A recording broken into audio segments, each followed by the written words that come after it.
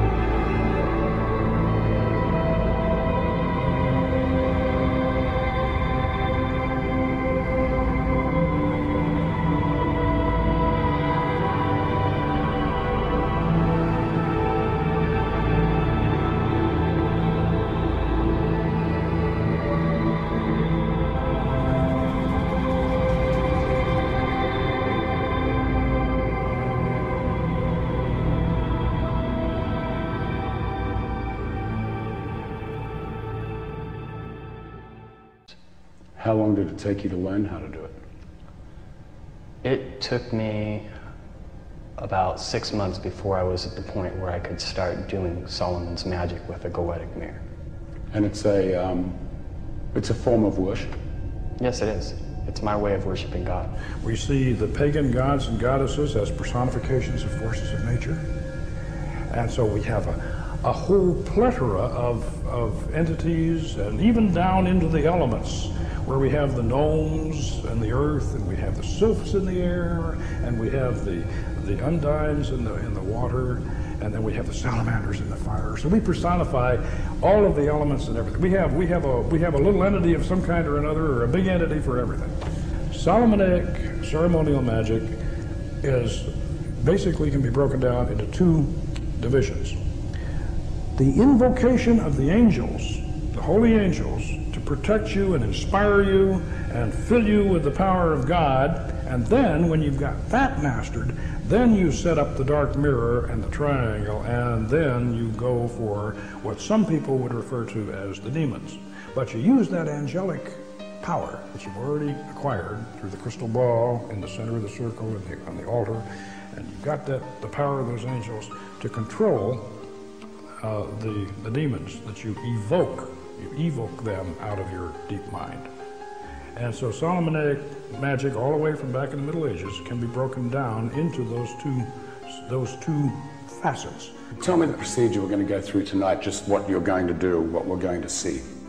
What you're going to see is the evocation stage of Solomon's magic. This is the advanced stage after you have gone through the series of angelic invocations, which we're not going to specifically do tonight. They've already been done.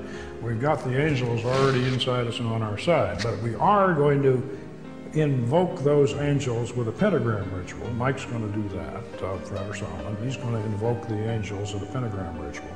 Then I'm going to open up the psychic centers, because we are, as far as I know, we are the only lodge in the West that has a full operating system of chakras. We have all the planets and the spheres of the Kabbalistic tree of life right in one straight line.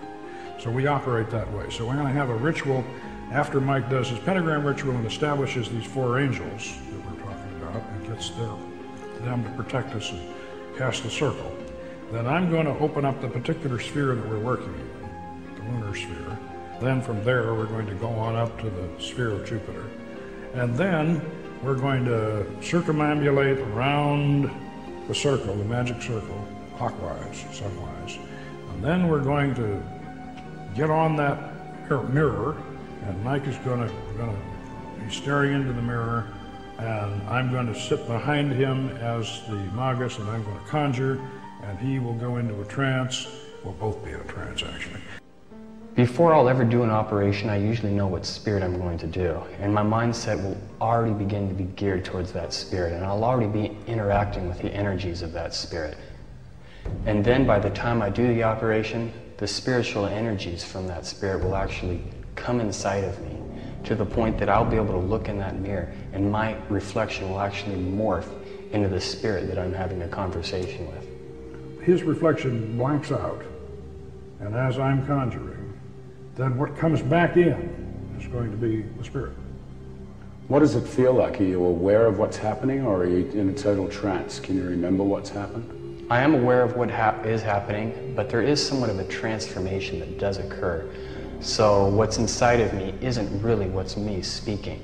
It's these ideas that are pouring through me from a foreign energy, and these foreign energies will begin to express themselves in their own unique ways that I'll eventually realize are not my own thoughts.